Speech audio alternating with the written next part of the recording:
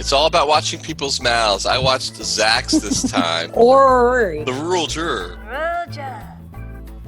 That is not helpful.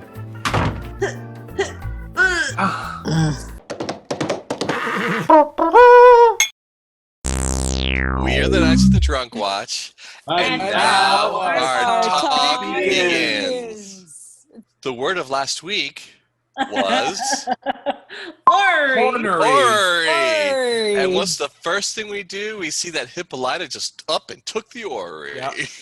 And they say, I feel like they said it like 4 or 5 times, just like bang, bang, bang. ORRERY, 30 seconds. ORRERY. Like, I giggled a little bit. And then the orrery somehow seems related. It's definitely something the white people want. I don't know what to call them. The Braithwaites. Time machine. Oh, yeah. You think it's a time machine? Christina Braithwaite said it was a key to the time machine. Oh. Yeah. I don't know there was a time machine.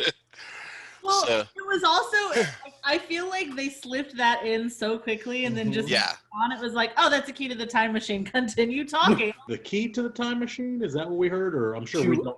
Time machine. Yeah, a key, and like the key, like the solution to the puzzle, not like.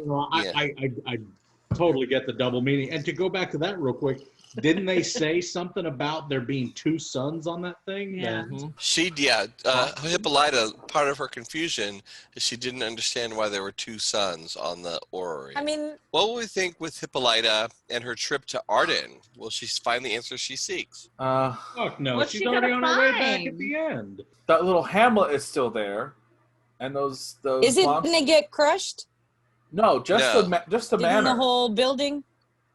It seemed No, to be but the little town, that was village. like, the town was, it's like, right. that was like Downton Abbey, and there's still the village. Would you think I might have a drink? Oh, I'm so sorry. I thought you were a waiter. That's where Montrose was kept. He was kept in the... Yeah, by the lady with the dogs. Yeah, by the old crone. Okay, so you did bring up that we had our search for the missing pages. You have 2 or 3 groups, I guess, looking for, depending on how you look at Tick and Leti, Montrose, and then Christina, looking for those pages. It's like, why does Christina need the pages? Clearly, she understands the language of Adam enough to create spells. So I personally thought she was more for the orrery. That's what she's looking for. I don't know if she's necessarily like looking for the pages. I don't know why she would. But she's the one who Unless told there's something Tick really about the important pages. on those pages. She is looking for them. She told Tick about the Well, pages. she told them to him. That's how he knew about the vault that was supposed to be somewhere. Well, she hasn't created her own spell. She just knows the spell of her dad. She knows that one. Oh, you're right. But Right, she's trying to create her own thing. Ruby's storyline. She's a day late and $1 short at applying at Marshall Fields, which I'm not exactly sure what that buildup was for, and the loss of... I mean, maybe it'll come into play with her relationship with William, maybe? That was so bizarre. She's been trying to get a job. That was just... trying to apply at a bunch of department stores, and she's getting kicked down, and the Braithwaites and William are going to, again, exploit another route to Tick, Montrose, and I guess Leti is important, more so than I thought. And I think she's just another means to an end. It's like kidnapping Montrose, just different. It's like a double pincher move where they have like, going after one, going after Tick, and then someone else is going to be going after Leti through Ruby. I feel like Ruby has her own part to play in this story. Like, we're finally starting to get to see everybody's side stories. Like, next, 100% we're getting Montrose next time. I mean, looking at the preview for next week, it looks like Ruby's serving drinks. So I don't know. There must be a reason why, given the conversation that she had with William and keeping power for herself, making sure her power was up front in that relationship, that she turns around and becomes his maid. So there must be a reason why her in that position is somehow useful. She was in position on those stairs. Well, yes, but she chose to be in those positions. Yeah, I was just enjoying the hot stair sex, not related to the plot. To the plot, it was really weird. Sorry, we're jumping ahead though. Yeah, I think there's pieces missing that hopefully will be filled in. What is Tree's damage? I mean, he lied about Leti and got caught, and then he decided to get all into TIC'S business about Montrose hanging out with gay men. That was strange. Maybe he's gay. Maybe Tree is gay. Maybe, I mean, overly Gay! boasting about Talk having about a sex giant with dick, women. you know. Yeah, he's trying to tell some people something. Or he's one of those people who doesn't have a personality, so they have to overcompensate, which is being an asshole. Yeah. I don't even remember him being the one who turned Tic on to going out back and catching the bar owner. Yeah. But then he like did the whole like, you know, oh, I don't want to get involved in your territory. Yeah. It's like, oh, I'll let you have her because I already had her in high school, lie. And, you know, that whole business. And then now he's back taking a trip to Boston with them and doing kind of circling both those wagons. So the question of the day is, how many spatial portals do you count? How many times do you think people travel through space? Okay, this belongs in a museum. That was 100% Last Crusade. 100%. And in no particular order, my question is, and I brought this up with you the other day, Ada, you'll remember, who tends those fires? They go down, they have their flashlights, they light that lamp, and they come to the end of that tunnel, and there's a fire burning in that rock. Tomb lighting magic is like 101 stuff, you know. That's first day. It's because there's like a perfect amount of oxygen in tombs where it like is enough that it can't burn off, but it's not so much that it burns out. It's science. Perfect. Yeah. Now let's talk about our magic traveling plank board, rope ladder, and elevator. I got so mad about the fucking bridge. Why? There was a lot of you got mad. Fucking run, just fucking jump, just move, just go. Like that was me for about that whole scene.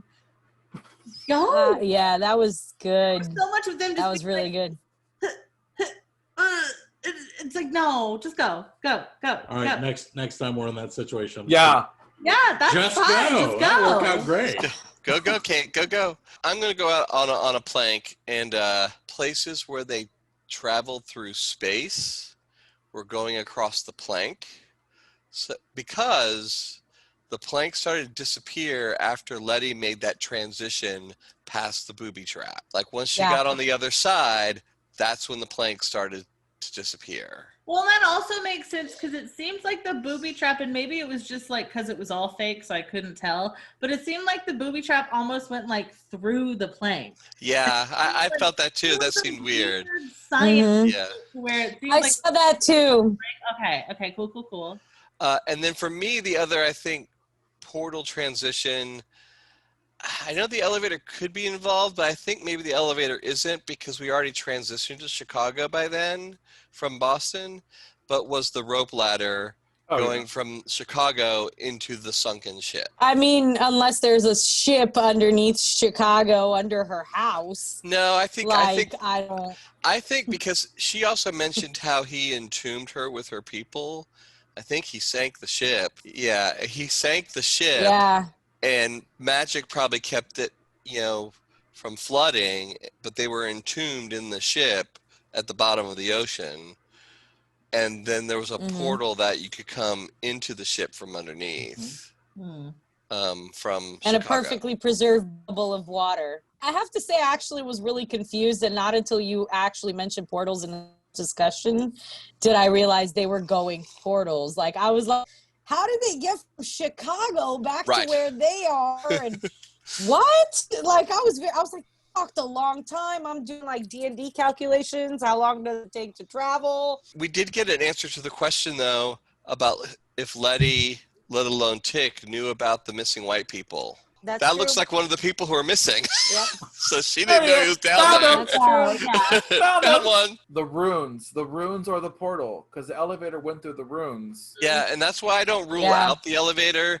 I feel like it could be the portal. It's not the elevator itself, but it's the ring around the middle, and there's just an elevator on both sides. All right, who else is sick and tired of Tic's? It's got to be me attitude. I mean, he does actually care about the others, except I guess his dad for a while, but like, yeah, he's got a hero complex like every hero in every hero movie with the heroes. I It's mean, like I feel like me and Adi especially get to feel like that's always bullshit because it's typically always the man who's like, oh, I got this. And it's like, anyone could be helpful. Everything is easier with other people helping. Like, I don't understand this opinion to just. But they're pushing back on that ideology.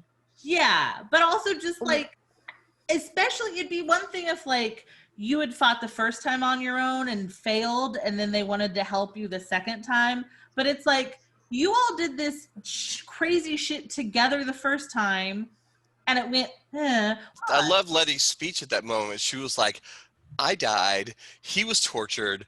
So fuck you.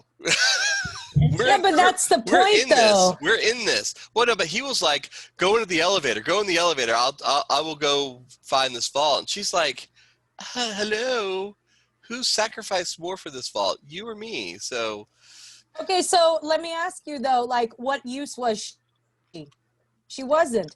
He did need to complete the task. She was trying useful. to save their lives. Who saved the pages of Adam? Letty did.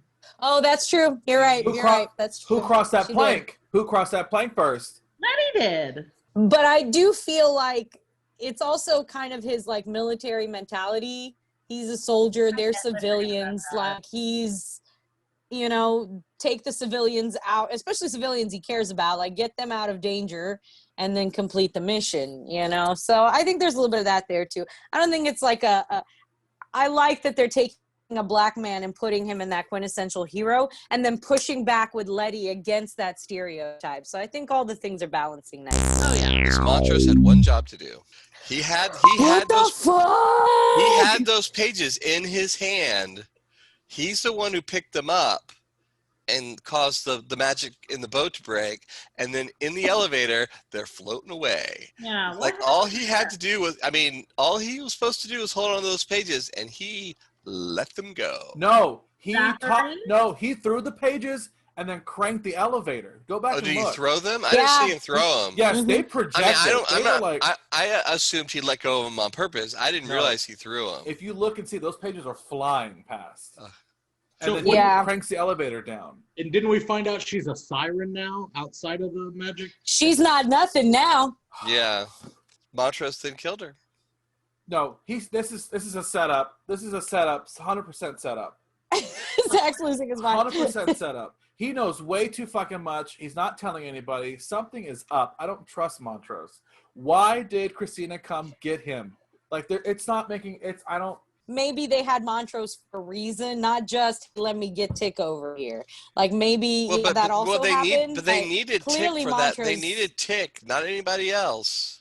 They needed Tick for that ceremony. Right, but clearly Montrose has way more information.